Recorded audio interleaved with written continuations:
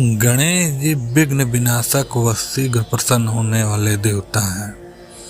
अगर कोई सच्चे मन से गणेश जी की वंदना करता है तो गौरी नंदन तुरंत प्रसन्न होकर उसे आशीर्वाद प्रदान करते हैं। वैसे भी गणेश जी जिस स्थान पर निवास करते हैं उनकी दोनों पत्नियां रिद्धि तथा सिद्धि भी उनके साथ रहती हैं।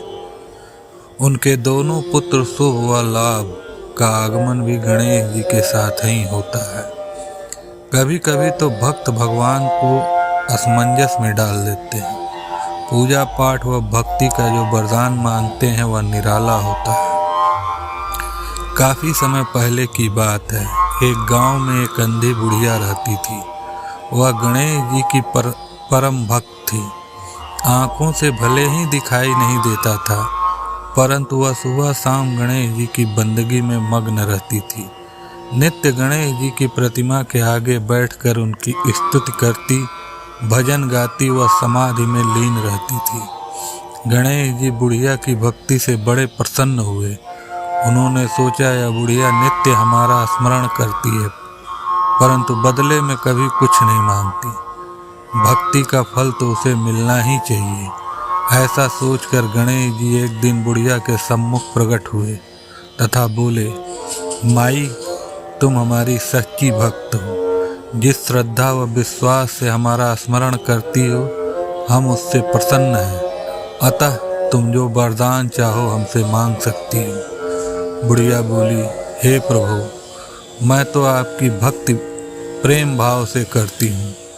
मांगने का तो मैंने कभी सोचा ही नहीं, अतः मुझे कुछ नहीं चाहिए। गणेश जी पुनः बोले, हम वरदान देने के लिए आए हैं। बुढ़िया बोली, हे सर्वेश्वर, मुझे मांगना तो नहीं आता। अगर आप कहें तो मैं कल मांग लूँगी। तब तक मैं अपने बेटे व बहू से भी सलाह मशविरा कर लूँगी। गणेश जी कल आने का वादा करके वापस लौट गए। बुढ़िया का एक पुत्र व बहू थे। बुढ़िया ने सारी बात उन्हें बताकर सलाह मांगी। बेटा बोला, माँ, तुम गणेश जी से ढेर सारा पैसा मांगो, हमारी गरीबी दूर हो जाएगी, सब सुख चैन से रहेंगे।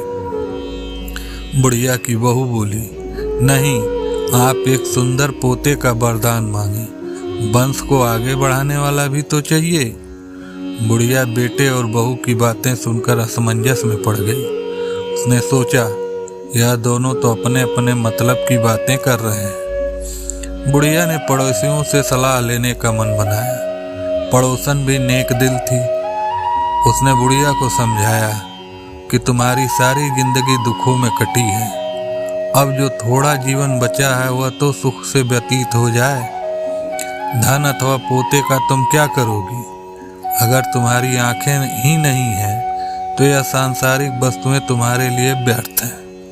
अतः तुम अपने लिए दोनों आंखें मांग लो। बुढ़िया घर लौट आई। बुढ़िया और भी सोच में पड़ गई। उसने सोचा, कुछ ऐसा मांग लूं जिससे मेरा बेटा बहू सबका भला हो। लेकिन ऐसा क्या हो सकता है? इसी उधेड़-बुन में सारा दिन व्यतीत हो गया। बुढ़िया कभी कुछ मांगने का मन बनाती तो कभी कुछ, परंतु कुछ भी निर्धारित न कर सकी। दूसरे दिन गणेश जी पुनः प्रकट हुए तथा बोले, आप जो भी मांगेंगे वह हमारी कृपा से हो जाएगा, यह हमारा वचन है। गणेश जी के पावन वचन सुनकर बुढ़िया बोली, हे गणराज, यदि आप मुझसे प्रसन्न हैं तो कृपया मुझे मन इच्छित वरदान दीजिए। मैं अपने पोते को सोने के गिलास में दूध पीते देखना चाहती हूँ। बुढ़िया की बातें सुनकर गणेश जी उसकी सादगी व सरलता पर मुस्कुरा दिए। बोले, तुमने तो मुझे ही ठग लिया।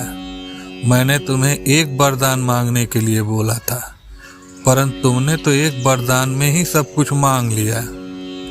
तुमने अपने लिए लंबी उम्र तथा दोनों आंखें मांग ली। बेटे के लिए धन व बहू के लिए पोता भी मांग लिया। पोता होगा, ढेर सारा पैसा होगा, तभी तो वह सोने के गिलास में दूध पिएगा। पोते को देखने के लिए तुम जिंदा रहोगी तभी तो देख पाओगी। अब देखने के लिए 2 आंखें भी देनी ही पड़ेंगी। फिर भी वह बोले, जो तुमने मांगा वो सब सत्य होगा। यूं कहकर गणेश जी अंतर्ध्यान हो गए।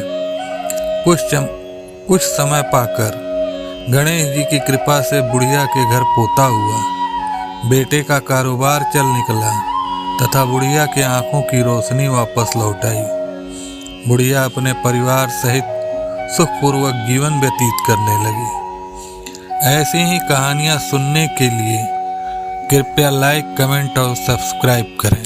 धन्यवाद।